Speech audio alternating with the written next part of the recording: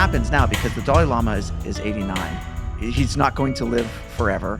And if the Communist Party is still ruling China and Tibet when he passes away, this is going to be a big fight to figure out who the next Dalai Lama is, right? Yeah, that's true.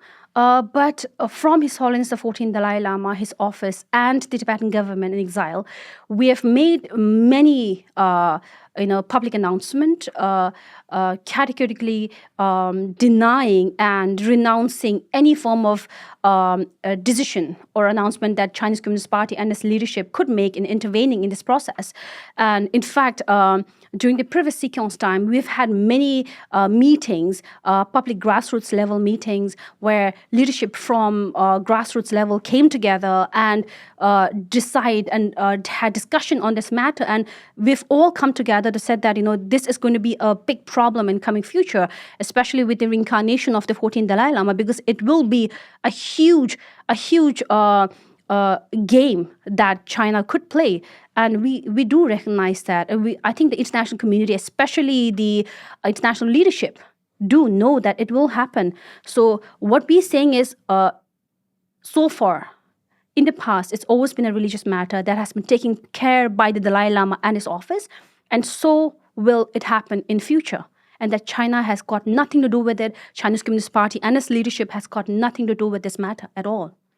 And the next Dalai Lama, whether it's an official appointee or definitely not the Chinese Communist Party one, but will that position still be separate from the Tibetan government in exile? Like, will the next one maintain that the Dalai Lama step down from that position? I think the fact that His Holiness the 14th Dalai Lama stood down from his political role, he's made it very clear for the future Dalai Lamas to come that their role will be very symbolic, very religious in a manner, and this is it. And that they'll continue to kind of keep our hearts and soul together, but he or she won't have any political role or intervention in it. So this is the truth. And the fact that Chinese Communist Party is completely denying of that fact and still believe that it is a political matter and that he has all the authority in terms of politics and consider it a threat for themselves. It's sad in a way, but CCP has always been scared, especially with Xi Jinping coming in power. I've noticed how he would be, walking on his toe every time, making sure nothing happens to his chair. So this is another step that they're taking in terms of the Dalai Lama. Which it's very interesting, because one of the criticisms the Chinese Communist Party always levies against Tibet and the Dalai Lama is that it was this theocratic, oppressive, feudal society, and that they liberated Tibet.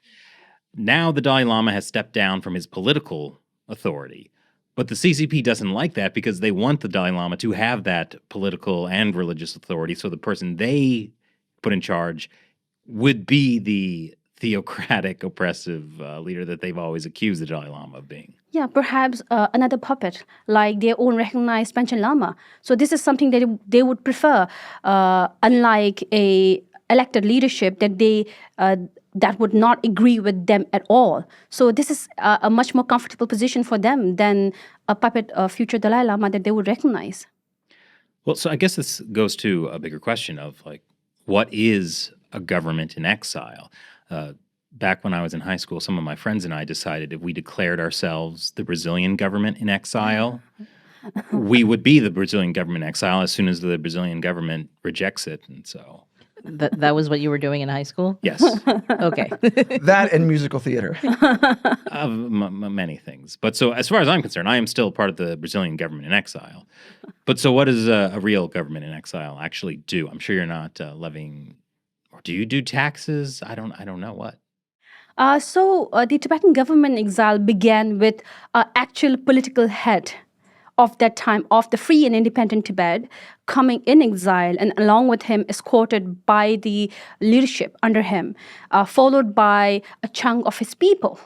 So I don't think it would be something like you have done in the past. So we've had a political leadership who's come in exile and recognized that, the treaty that we have had with China in past, he completely repudiates that, and that he will begin the Tibetan government in exile. So It is actually a continuation of the same government that was in the independent Tibet.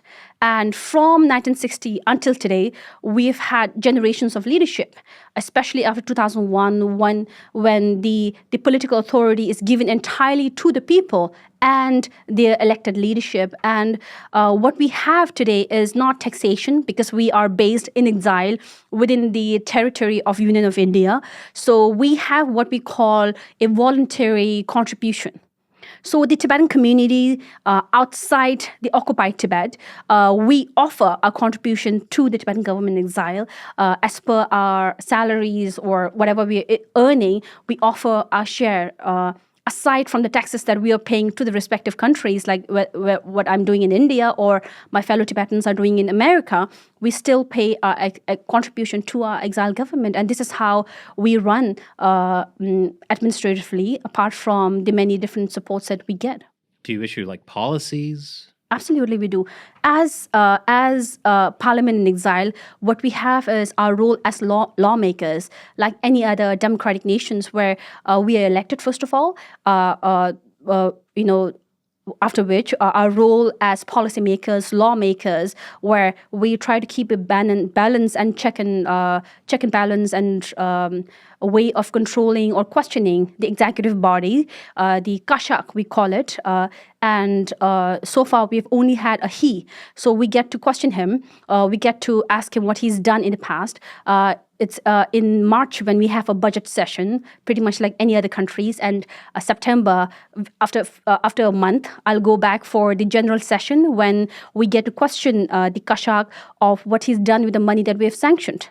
And apart from that, we get to focus, and I think that is something very different from other democratic countries, is we as elected leaders get to focus and put our energy into the Tibetan freedom movement. So this is something that we have. One thing that really kind of, if I can use the word, handicaps us, is the fact that unlike any other democratic nations, we as the parliament members, we don't have a budget that allows us to support our constituencies.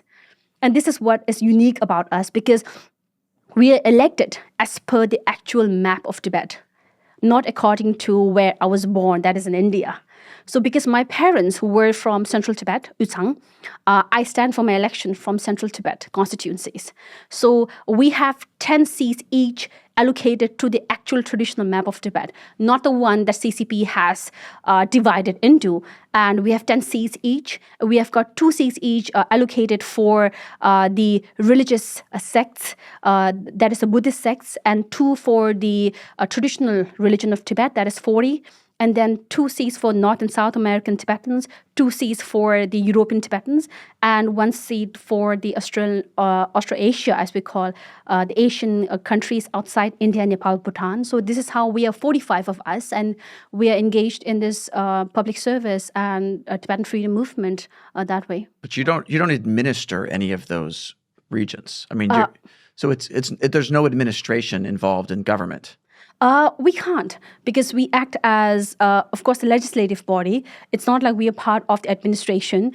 It's the Kashak, the cabinet body, who are in charge of the actual department work. And we are the ones questioning them. We are the ones with different, we can't call it department, but we are one with different sections. Like right now, I'm in the public accounts section, where we follow up on all the accounting that we have done, auditing that we have done of the exile government, and we get to have follow-up questions in terms of the work or the money spending or the responsibilities that could have been mishapped on the grassroots level. So we get to question the establishment, the executive body that way. So I'm really beginning to feel like my Brazilian government in exile was illegitimate.